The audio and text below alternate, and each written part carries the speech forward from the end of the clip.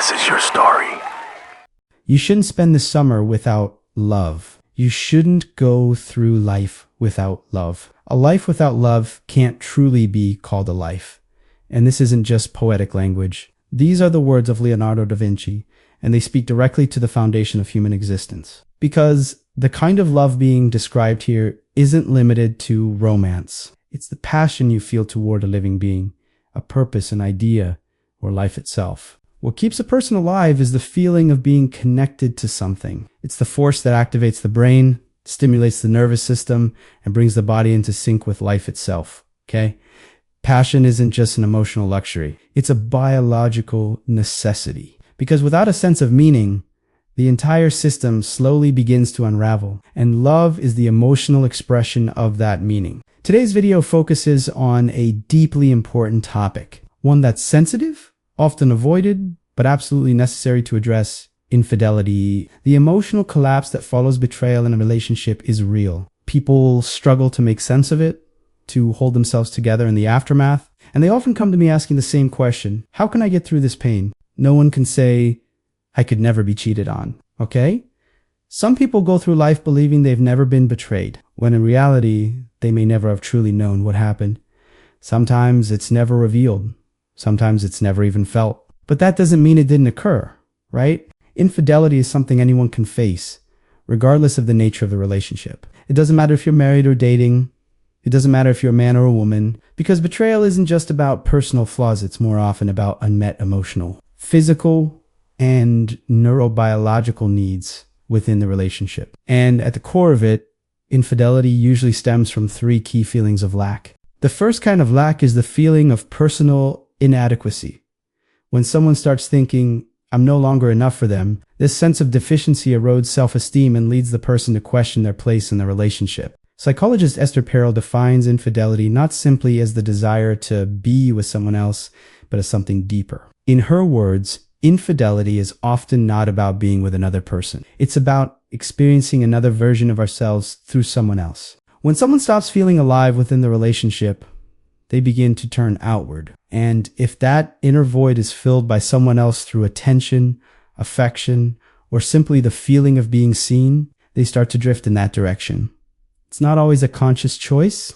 More often, it's a form of escape, okay? The second kind of lack is the sense of emotional disconnection from one's partner. It's the feeling that nothing is truly being shared anymore, that the excitement is gone, that both the physical and emotional bond have weakened. This doesn't happen because the other person is inherently bad. It happens because the emotional synchronization within the relationship has broken down, a natural disruption in the rhythm between two people. Neuroscientist Helen Fisher points out that maintaining passion in long-term relationships is evolutionarily difficult, and that our bonding system operates separately from our desire system. A person can still feel love while losing their sense of desire, and that gap often becomes an emotional fracture, a vulnerable space where infidelity can take root. The third kind of lack is a structural mismatch within the relationship itself. Both people may be good, kind, even communicative, but the feeling that something is missing becomes impossible to ignore. In therapy sessions, this often sounds like, he is not treating me badly. Everything seems fine, but there's this emptiness inside me. This relationship isn't helping me grow. In relationships like these, the missing pieces are usually passion, meaning, or shared direction. Okay? Psychoanalyst Carl Jung once said, the soul becomes sick when it can't grow. When a relationship becomes stagnant, the individual begins to shrink emotionally and spiritually. And finally, even though it's not often discussed openly, we need to say it clearly. Sexuality. It's not just a physical need, it's connection, pleasure, passion, and sensual harmony, right? In a healthy relationship, this area can't be ignored. I believe sexuality makes up about 60% of a relationship, because when this part starts to weaken, it slowly erodes the emotional bonds as well. According to psychiatrist David Schnurk, healthy sexuality regenerates trust in a relationship and deepens emotional intimacy. So when this area begins to weaken, the individual naturally becomes more susceptible to what the outside world might offer. Infidelity is rarely the result of a sudden decision. It's shaped through a series of mental, emotional, and neurological processes. And each of those processes begins with a feeling of lack. Now, I want to highlight something very important because this is a sensitive topic. And I can already imagine that some viewers might respond with comments like, "Are you saying cheating is okay? Are you trying to justify it?" The answer is no. This video isn't about excusing infidelity. It's about understanding why it happens. Because analyzing the reasons behind something is not the same as approving of it. Let's be clear.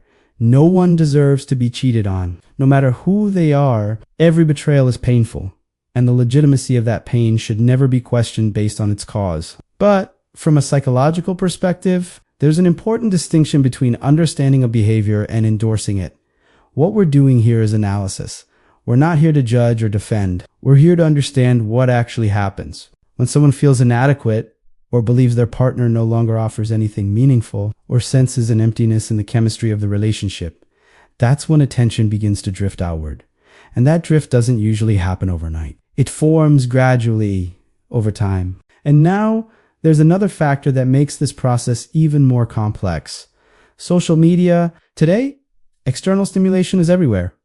It's easier than ever for people to connect. Message boxes are always open. With just one click, a conversation can begin. And often, what starts as a simple hello can become dangerous, especially when it touches a deep emotional void. In the past, there weren't this many distractions, but now, even if someone isn't actively looking outside their relationship, a few days of ongoing conflict can create a moment of emotional vulnerability, and in that exact moment, a single message can change everything. Internally, the person thinks, there are others reaching out to me too. I don't have to argue all the time. There's attention waiting for me elsewhere. Is this a justified behavior? No, it's not, but it is what happens. And what we're trying to do is understand it. We're not defending anyone. We're not making moral judgments. But here's what we must remember. Human behavior doesn't happen in a vacuum. Every action has a process, a context, a foundation behind it. And if we only focus on the outcome without examining that foundation, we fail to truly understand anything at all. When attention starts shifting outward, it's not just emotional detachment, it's also a redirection, a search for connection. And today, that connection is far easier to find in the outside world. There's always someone out there. Conversations that begin with "what's the harm" and grabbing a coffee can gradually take a different direction. First, it's coffee, then maybe dinner, then a growing sense of closeness, and sometimes it ends with a hotel room and a story of infidelity. This is exactly why boundaries must be clearly defined, because sentences that begin with "this doesn't really count as cheating" often lead to much deeper betrayals. Clinical psychologist Harriet Lerner says, people make their biggest mistakes by normalizing small violations. And this is precisely where that dynamic unfolds. Being cheated on is not an easy experience. In fact, it's one of the most emotionally devastating things a person can go through. Because it's not just about someone else being chosen over you. It's about being dismissed, overlooked, and having your efforts disregarded entirely. A person naturally thinks, I was here. I gave everything. I stood by them, supported them, loved them, invested my time and energy. Why did they choose someone else instead of me? This isn't just emotional disappointment. It's an identity wound. And that wound isn't caused solely by broken loyalty. It comes from the collapse of meaning. Okay? Most relationships carry their share of problems, but those problems often go unspoken. They're dismissed. People say it'll pass with time, but it doesn't. Every suppressed disappointment, every unresolved argument becomes a stick of dynamite placed under the foundation of the relationship, and one day that dynamite goes off, usually in the form of infidelity. According to the Gottman Institute, the greatest threat to relationships isn't conflict. It's the accumulation of unresolved silence. In other words, it's the things we don't talk about that slowly erode the foundation of a relationship over time. And there's one more issue: respect. Harsh, demeaning words spoken during arguments can cause irreversible damage to a relationship. Phrases like, "Are you even a woman?" or "You call yourself a man?" don't just break the heart, they fracture identity. And when someone's sense of identity is wounded, they may turn to the outside world in an attempt to repair it. Using this as an excuse is not acceptable. But it's important to understand these kinds of words act as microtraumas that slowly erode the bond of loyalty. Psychiatrist Judith Herman says, betrayal doesn't just break trust, It makes you question your own worth. And it's exactly at this point that infidelity stops being just an action and becomes a psychological outcome. One of the most common responses after infidelity is this: let it go. Just forgive them. Save your marriage. Move on. But that approach is far more dangerous than it seems, because what gets overlooked in the process is the emotional integrity of the person who was betrayed. Forgiveness is not a surface-level gesture. It's a deeply internal decision. Any attempt to forgive without truly feeling it slowly breaks down a person's psychological well-being. Because that pain doesn't disappear, it continues to work beneath the surface. Suppressing it in the name of saving the marriage eventually drains a person's confidence, self-worth, and emotional resilience. Psychologist Janice Abrams-Spring says this about the process of forgiveness: true forgiveness can only happen when a person restores their own inner balance. Otherwise, it's just another form of self-betrayal. When infidelity occurs, the most important step is to analyze why it happened and then build a healthy path forward based on that understanding. Because not all acts of cheating are the same. And here, we need to talk about two different scenarios. The first type is what we call recurring infidelity, when cheating becomes a behavioral pattern rather than a one-time mistake. In these cases, the habit of betrayal becomes chronic. Imagine, for example, a male partner whose messages are repeatedly discovered, who flirts with other women, who arranges secret meetings. This hasn't happened once, it's happened 3, 4, 5 times. At this point, what we're dealing with is a problem of impulse control. This isn't just a moral issue, it's a psychological disorder. Sexual addiction, a tendency to fill emotional voids through external validation, and sometimes even narcissistic personality patterns can all fuel this behavior. This person likely didn't form secure emotional bonds in childhood. They may be trying to suppress a deep sense of inadequacy by constantly seeking approval from others. Over time, the behavior becomes a kind of scoreboard, an ongoing loop where validation equals worth. Psychiatrist Patrick Carnase, in his research on sexual addiction, explains it this way: the addict repeats the behavior not for pleasure, but to numb an internal void. In other words, it's not enough for this person to simply decide to stay faithful. This isn't just a character flaw. It's a cycle of addiction. And that's why professional help is essential. A psychologist, a therapist, a psychiatrist, someone trained to treat what's really happening beneath the surface. Without treatment, this behavior doesn't change. It can't change because this person is operating from a kind of neurological autopilot driven by patterns deeply wired into the brain. The second type of infidelity is much more confusing. This time, it involves someone with no prior history of cheating, a person who has remained loyal in their relationship for many years, and then, seemingly out of nowhere, they turn towards someone else. So what happened here? Let's be clear. Even the person who cheats doesn't usually consider their action to be right. And in this video, we're not defending infidelity. We can't, because betrayal is the violation of a deeply emotional promise made to another person. But what we are doing here isn't about excusing the behavior. It's about understanding the process. Because in cases like this, a different dynamic is at play. The question we need to ask is this: why did this person suddenly change direction? What brought them to that point? This is where the feeling of lack we discussed earlier comes into play. The person had been loyal for years, but over Chimi that lack accumulated, grew, and remained unresolved. And when they encountered someone in the outside world who seemed to fill that gap, their mental defenses began to weaken. People tend to turn outward when something essential is missing inside the relationship. And when someone outside fills that void, the likelihood of forming a new bond increases. For example, a person may no longer feel seen or valued in their relationship. A message from someone else suddenly makes them feel noticed. The passion may have faded, yet a moment of physical intimacy with someone new fills that exact emptiness. They may not feel valued in their marriage, but the person outside holds eye contact, listens intently, and makes them feel heard. And that's often the moment when even someone who has been loyal for years begins to shift, because someone else has started giving them what's been missing. At this point, it's important to highlight a core principle. People cheat when they find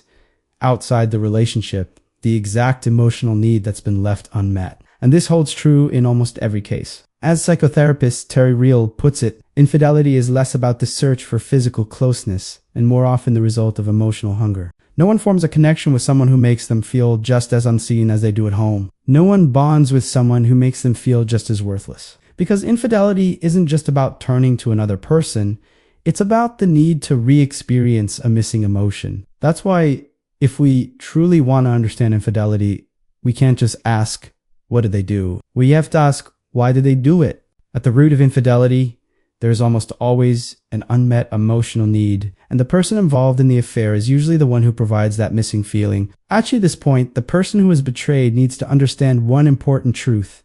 Something was missing.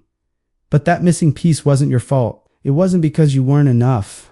That missing piece was simply never examined. It was overlooked, ignored, and eventually it pushed the person toward the outside world.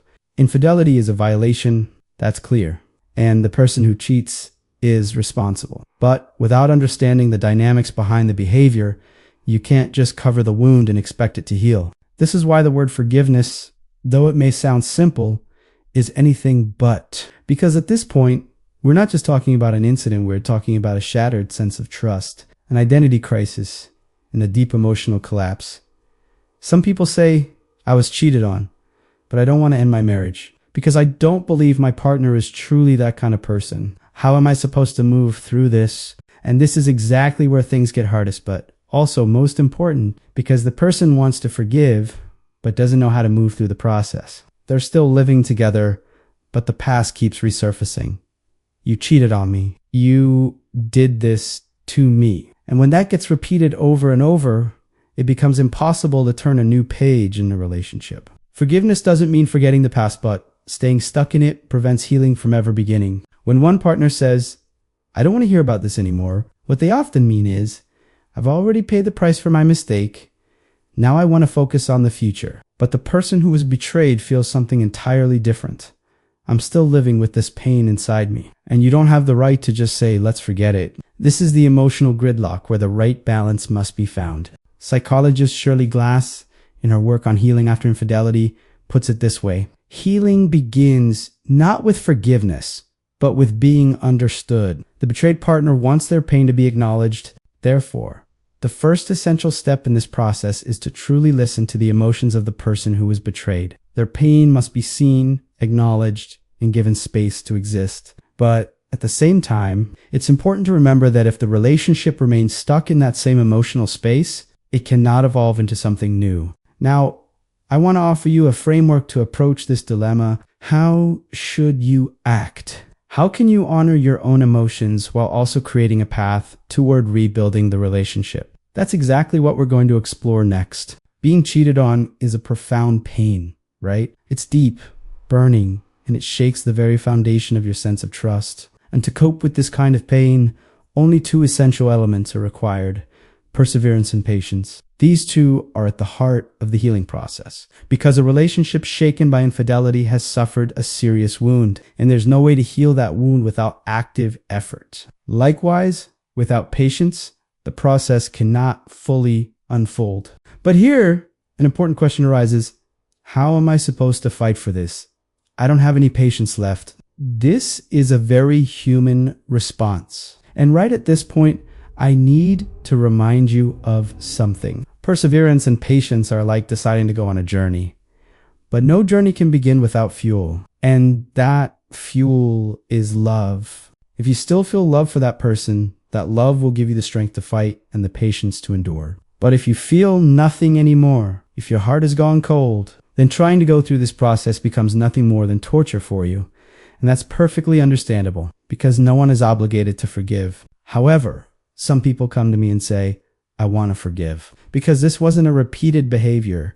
It was a moment of weakness. Yes, it was a serious mistake, but I don't want to throw away my entire marriage overnight. And at this point, what will guide you is longing. Love often reveals itself through longing. That's why I say in these situations, it's not staying together that heals, but staying apart for at least 90 days. During this time, if possible, cut off all communication, no calls, no messages, and make it clear to that person by saying, I've been deeply wounded. I need time to heal. If I stay close to you right now, that healing process won't be complete. Psychiatrist Sue Johnson suggests that after emotional trauma, the bond can only be rebuilt through emotional distance first, followed by gradual and intentional reconnection. Okay? In other words, The pain needs to scab over before healing can begin. Just like when we scraped our knees as children, we didn't jump up and start running again. We waited for the wound to close. Emotional wounds work the same way. They need patience. And during those 90 days, pay close attention. Are you still thinking about them? Do you still feel that longing? Or is that longing gone? Because if it is, maybe that means you were already meant to separate. The biggest mistake people make is this: the affair is exposed, but the couple stays together. And what happens? Daily arguments, constant blame, anger mixed with regret. It becomes a tug of war. And the rope just gets tighter until it snaps. But when you stay apart, if longing appears, it becomes a window, a sign that love might still be there. And if it doesn't appear, then you've already found your answer. If you can't miss that person during this separation, you'll realize something essential. The emotional connection may already be gone, and that is clarity. But clarity only comes from distance. You can't heal properly if you're still standing in the middle of the pain. You can't treat a wound while it's still being re-injured every day. That's why I say, create space. At least 3 months. Ideally, 6. Separate not just physically, but emotionally too. Let them go if needed. They made the mistake. They carry the responsibility. Because this isn't just about the relationship. It's about your emotional wholeness, your sense of safety, your self-respect. And saying, let's just move on without repairing that damage is like putting duct tape on a broken bone. Distance is not just physical. It's a psychological stance. And during that time, something important happens. Longing starts to grow. And if there's truly still love there, you'll only discover it through that longing. Because longing is what reignites love. And love is what gives rise to effort and patience. That's why I often critique those clingy relationships. Constantly texting, constantly calling, always needing reassurance. That's not love. That's dependency. Healthy love allows space. And in that space, longing is born. And longing brings back desire. It brings back passion. One thing you must never forget is this: longing nourishes love, and love nourishes both perseverance and patience. If you still carry feelings of love for this person, then by the end of this process, you might say, maybe I can give this one more chance. But under one very important condition, this second chance must be the only second chance. If the same mistake is repeated, it no longer deserves forgiveness. And moving forward with this awareness is essential. Because chances are, the person who betrayed you already feels deep guilt. If you keep rubbing it in. If every other sentence begins with, you did this to me, then you're not helping the healing. You're pushing them further away. And when that happens, neither of you can heal. And the relationship cannot be rebuilt. But when you've had enough distance, when longing returns, love can become visible again. And that love can give you the strength to say, I'm going to fight for this. I'm going to be patient. I want to rebuild this relationship, but this time on new terms. Now, here comes the most important point. If you truly want to give this relationship a second chance, you must close the chapter on the past. Let me be clear. Without closing this chapter, you cannot move forward in a healthy way. You've taken time apart.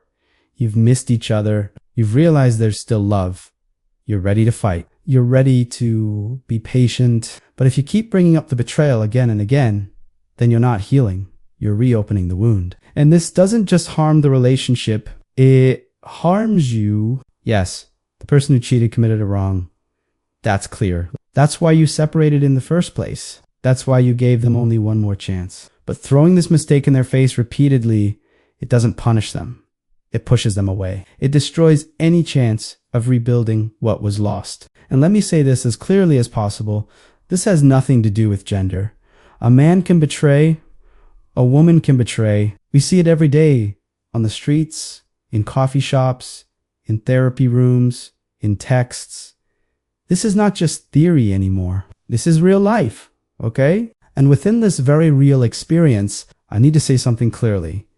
If you can't close this chapter, then you can't continue this relationship. Because every time you reopen it, another piece of the relationship falls apart. Every time you bring it up, the other person thinks, this will never end. This burden will always be here. And most of the time, they eventually say, then let's get a divorce. That's why your decision must be clear. Either truly forgive and close the door to the past, or if you know deep down that you can't move on, then be honest with yourself and walk away. Because staying in between, it will burn you out and it will exhaust the person in front of you, okay? Remember, a healthy relationship is a system made up of 3 parts: you, your partner, and the relationship itself. If the soul of the relationship is constantly poisoned by the past, then there's no way to take a healthy step into the future. Just as psychologist Harville Hendricks said, couples who carry the past into the present turn their relationship into a zone of chronic pain. And pain doesn't produce love.